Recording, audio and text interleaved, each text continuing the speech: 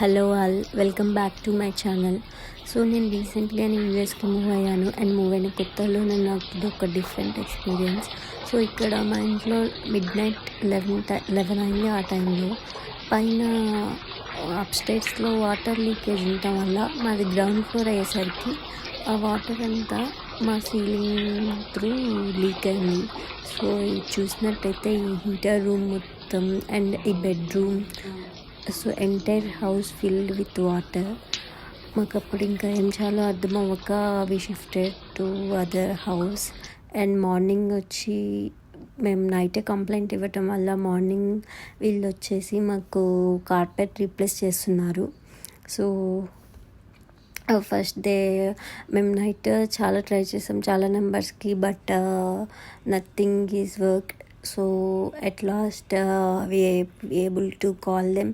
And night వాళ్ళు వచ్చి heater of చేసి వెళ్ళారు. అండ్ మార్నింగ్ కార్పెట్ రీప్లేస్ చేస్తామని చెప్పి వీళ్ళు వచ్చారు. So the process is, first వాళ్ళు ఏదైతే కార్పెట్ మొత్తం పెట్టయిందో ఆ కార్పెట్ మొత్తం తీసేస్తున్నారు ఇక్కడ.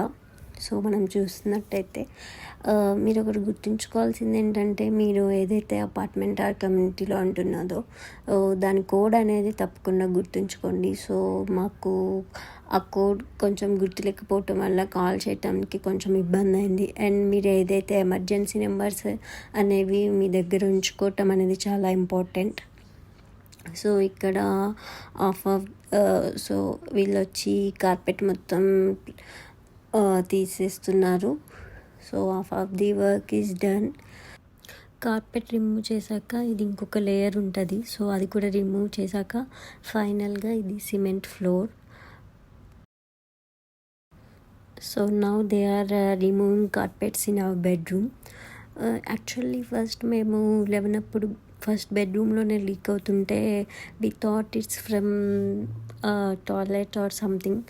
మేము ఫస్ట్ ఒక బకెట్ పెట్టాము. సో ఇంకా ఫ్లో ఎక్కువైపోతుంది, it is spreading to all. So మేము ఒకసారి బయటకు వచ్చి చూస్తే, సో ఇందాక మీకు చూపించాను కదా హీటర్ రూమ్ అండ్ సో మొత్తం వాటర్తో ఫిల్ అయిపోయింది. సో మీరు చూస్తున్నట్లయితే చాలా వరకు వాల్స్ కూడా డ్యామేజ్ అయిపోయాయి. అండ్ మేము మా సామాన్లు మొత్తం ఈ కిచెన్లోకి షిఫ్ట్ చేసేసాము. So they can able to do they work. And the next step వాళ్ళు చేసింది ఏంటంటే, ఇప్పుడు మనకి కార్పెట్స్ తీసేసాక చాలా వాటర్ అనేది ఉండింది కదా. సో ఆ ఎక్సెస్ వాటర్ని తీసేయడానికి they are using some machines. So ఆ మిషన్ ఏం చేస్తుందంటే, ఈ ఎక్సెస్ వాటర్ ఏదైతే ఉందో అది మొత్తం అబ్జర్వ్ చేసుకుంటుంది. సో దానికి వాళ్ళు కొన్ని ఇలాంటి పెద్ద పెద్ద పైప్స్ కనెక్ట్ చేశారు. ఆ పైప్స్ అనేవి వాళ్ళు ఒక వ్యాన్ తీసుకొని వచ్చారు. So they are connecting those pipes to that van. So that excess water అంతా రిమూవ్ చేసేస్తున్నారు ఇక్కడ. సో నేను చెప్పాను కదా they are connecting some pipes అని. సో ఇది బయట ఆ వ్యాన్లో I don't know how they are connecting, but they are connecting these pipes and they are filtering that water. So ఇలా కనెక్ట్ చేశారు. ఈ హోల్ పైప్ అనేది ఆ మెషిన్కి కనెక్ట్ చేసి they are removing that water. After removing that water, now they are drying out the floor. So they are using some machines. ఈ machines use చేసి వాళ్ళు టోటల్ ఫ్లోర్ని ఇలా డ్రై చేస్తున్నారు. సో ఇక్కడ మనకి అంత సన్లైట్ ఉండదు అండ్ సో ఎక్కువ క్లౌడీ ఉంటుంది కాబట్టి they are using these machines. So ఈ ప్రాసెస్ అంతా మాకు ఒక 2.5 hours పట్టింది. There are series of steps going on. So after removing the water, now they are sanitizing the whole floor.